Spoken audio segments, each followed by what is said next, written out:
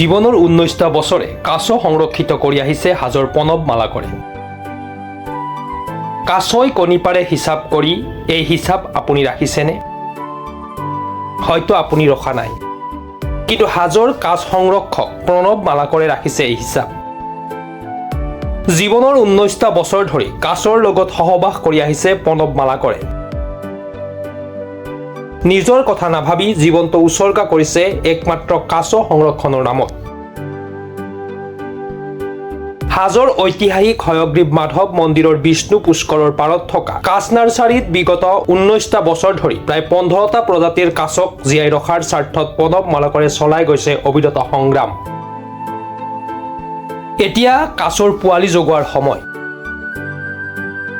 অতি সাৱধানে 15টাকৈ প্ৰজাতিৰ কাছৰ কণীৰ পৰা পোৱালি জগাইছে কাছ সংৰক্ষক প্ৰণৱ মালাকৰে। প্ৰণৱক এই মহৎ কামত বৰ্তমানলৈকে সহযোগিতা আগবঢ়াইছে অসম ৰাজ্যিক চিৰিয়াখানাই। প্ৰণৱে বন বিভাগক আহ্বান জনাইছে, নাৰ্চাৰীত থকা কাছসমূহক জলাশয়ত এৰি দিলে পোৱালি জগোৱা কাছসমূহক সংৰক্ষণত সুবিধা হ'ব।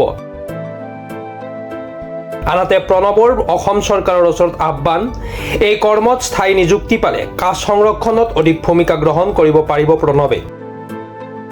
প্ৰতি বছৰে কাছৰ কণীৰ পৰা পোৱালি ফুকোৱা যায় বা জগোৱা যায়, গতিকে এইটো নতুন কথা নহয়। আপোনালোকৰ মাধ্যমৰ যোগেদি এনেকুৱা দেখুৱাই আছে আপোনালোকে ৰাইজক। তো এই বছৰ পোৱালি ওলাইছে প্ৰায় এতিয়ালৈকে প্ৰায় 60টামান পোৱালি ওলাইছে, আৰু ধৰক 40-30টামান পোৱালি ওলাব আছে। 2 সপ্তাহ 3 সপ্তাহৰ ভিতৰত সেইখিনি ওলাব।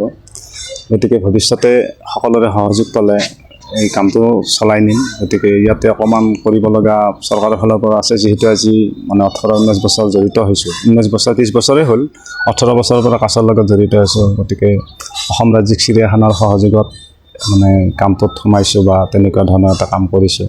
তেওঁলোকে সহযোগো কৰিছে। গতিকে স্থায়ীভাৱে এটা ব্যৱস্থা কৰি দিলে ভাল হয়।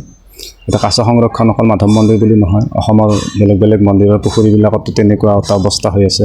তো সেইবিলাকতো মানে বিচাৰে। গতিকে মই নিজে যাওঁ বুলি যাব নোৱাৰোঁ। গতিকে ফৰেষ্ট ডিপাৰ্টমেণ্টৰ সহযোগত যদি তেনেকুৱাকৈ বিচাৰে তেতিয়া যোৱাত সহজ হয়।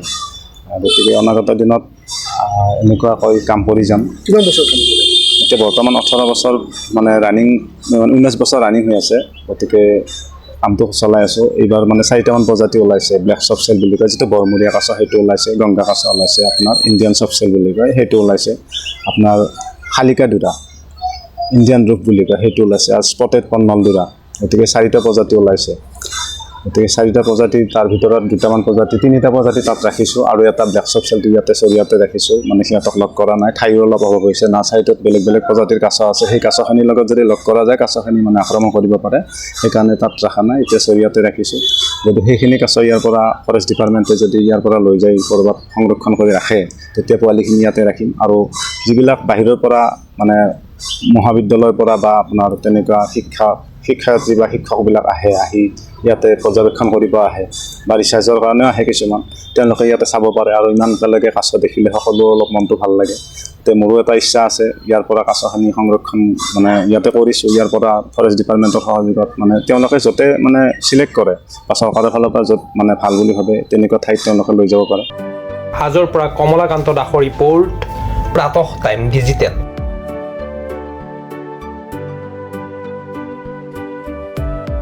শদিয়াৰ পৰা ধুবুৰীলৈ, বৰাকৰ পৰা ব্ৰহ্মপুত্ৰলৈ সকলোৰে মাজত চিনাকি এটা নাম প্ৰাতঃ টাইম। থলুৱা ভাষা, কৃষ্টি আৰু সত্য বাতৰিৰ আধাৰত প্ৰতিষ্ঠিত খবৰ প্ৰাতঃ টাইমৰ প্ৰতিটো বা বাতৰি পুংখানুপুংখভাৱে চাবলৈ Facebook, YouTube, website, Twitter, Instagram আৰু ব্লগাৰ পেজত লাইক আৰু ফ'ল' কৰক।